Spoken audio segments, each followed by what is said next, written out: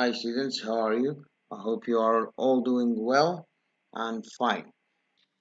Now coming back to the IRR function, this is a abbreviation for returns, the internal rate of return for a series of cash flows represented by the numbers in values.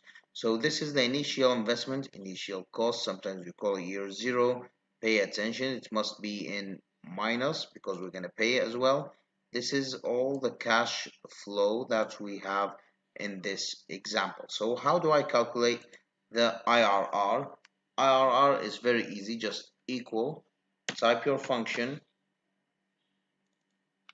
and just select all the values that we have and all the cash flow and press enter. I can see that the IRR is 22% for this cash flow. Now we're going to go for the net present value, and I show you what the net present value is. How do we calculate it? Net present value is very easy.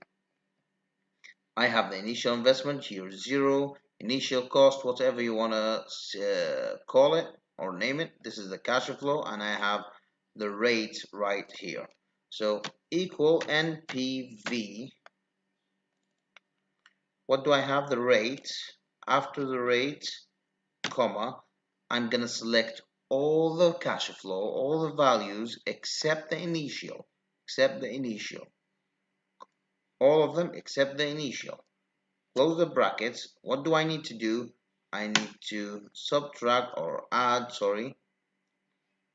the initial cost, initial investment, year zero, whatever, and press enter. This is how you're going to calculate your net present value. So I have three parameters, arguments: rate, cash flow, and initial investment.